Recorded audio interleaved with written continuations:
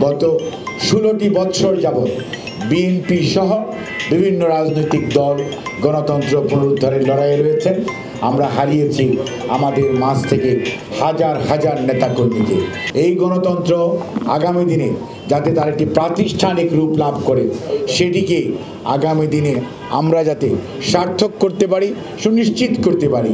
লড়াই এখনও চলমান এবং লড়াই সেই দিনই ক্ষান্ত হবে যেই দিন এদেশের মানুষ নির্ভয়ে, নির্বিঘ্নে এবং নিঃশঙ্ক চিত্তে তার প্রতিনিধি নির্বাচিত করার সুযোগ পাবে এবং যেখানে একটি লেভেল প্লেইং ফিল্ড থাকবে।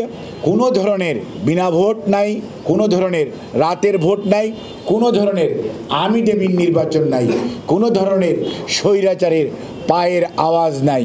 সেই গণতন্ত্র উদ্ধার করতে যে যারা শাহাদত বরণ করেছেন, কেউ কেউ পঙ্গু হয়েছেন, অনেক ভাইকে আমরা হারিয়ে ফেলেছি।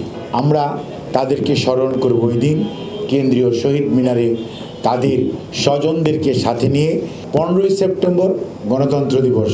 এই গণতন্ত্র পুনরুদ্ধারের আন্দোলন যেটি শুরু হয়েছে গত 17 বছর যাবৎ, এখনও চলছে, চলমান রয়েছে। সেই গণতন্ত্র উদ্ধার করতে যে যারা শাহাদত বরণ করেছেন, কেউ কেউ পঙ্গু হয়েছেন, অনেক ভাইকে আমরা হারিয়ে ফেলেছি। আমরা জানি না তারা জীবিত না মৃত।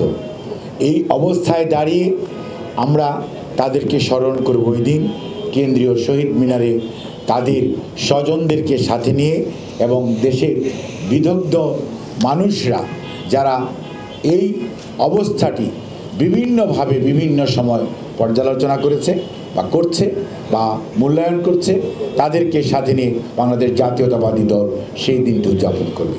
গত 16টি বৎসর যাবৎ বিএনপি সহ বিভিন্ন রাজনৈতিক দল গণতন্ত্র পুনরুদ্ধারের লড়াইয়ে রয়েছেন। আমরা হারিয়েছি আমাদের মাঝ থেকে হাজার হাজার নেতাকর্মীকে। এই গণতন্ত্র আগামী দিনে যাতে তার একটি প্রাতিষ্ঠানিক রূপ লাভ করে, সেটিকে আগামী দিনে আমরা যাতে সার্থক করতে পারি, সুনিশ্চিত করতে পারি। লড়াই এখনও চলমান এবং লড়াই সেই দিনই ক্ষান্ত হবে যেই দিন এদেশের মানুষ নির্ভয়ে, নির্বিঘ্নে এবং নিঃশঙ্ক চিত্তে তার প্রতিনিধি নির্বাচিত করার সুযোগ পাবে এবং যেখানে একটি লেভেল প্লেইং ফিল্ড থাকবে। কোনো ধরনের বিনা ভোট নাই, কোনো ধরনের রাতের ভোট নাই, কোনো ধরনের আমিডেমিন নির্বাচন নাই, কোনো ধরনের স্বৈরাচারের পায়ের আওয়াজ নাই। এরকম একটি পরিবেশ ইনশাআল্লাহ যতদিন পর্যন্ত না হবে, ততদিন পর্যন্ত আমাদের নেতা দেশনায়ক জনাব তারেক রহমান যে ঘোষণা দিয়েছেন, বিএনপি আন্দোলনে ছিল, আন্দোলনে আছে এবং গণতন্ত্র পুনরুদ্ধারের যে লড়াই, সে লড়াই অব্যাহত আছে, অব্যাহত থাকবে এবং সেটিকে সার্থক করার জন্য দেশের বিরুদ্ধে আজকে যে গণবিরোধী ষড়যন্ত্র চলছে, একবার চেষ্টা করা হয়েছে আইন আদালতকে ব্যবহার করে, আরেকবার কিছু সংখ্যক বিপদগামী আনসারকে ব্যবহার করে, এখন শ্রমিক অসন্তোষের নাম দিয়ে বিভিন্ন শ্রমিক কলকারখানায় শ্রম আন্দোলন করার চেষ্টা করা হচ্ছে, যেখানে শ্রমিকদের কোনো অংশগ্রহণ নাই, সন্ত্রাসীদের অংশগ্রহণ আছে। অর্থাৎ এই দেশের বিরুদ্ধে ষড়যন্ত্র থেমে নাই, গণতন্ত্রের বিরুদ্ধে ষড়যন্ত্র থেমে নাই।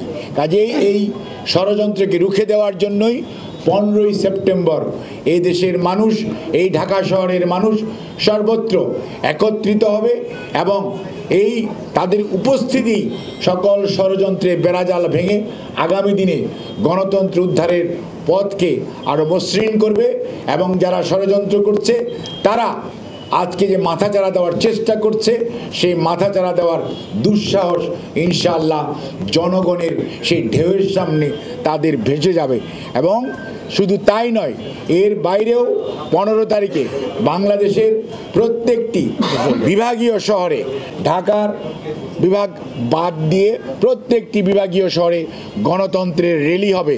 কাজেই সেই গণতন্ত্রের র্যালিতে এবং ঢাকার সমাবেশে আপনাদের, আমাদের সবার ব্যাপক উপস্থিতি গণতন্ত্রের বিরুদ্ধে ষড়যন্ত্রকে ছিন্ন করে আগামী দিনের লাল সূর্য যেটি হবে উন্নয়নের, অগ্রগতির, স্বৈরাচারবিহীন মানুষের অধিকার এবং এই দেশকে জনগণের দেশ হিসাবে জনগণের ক্ষমতা প্রয়োগের সুযোগ সৃষ্টির যে প্রয়াস বিএনপি চালাচ্ছে, সেটিকে নিশ্চিত করবে। সত্য, বস্তুনিষ্ঠ ও নিরপেক্ষ দৈনিক জনবাণী।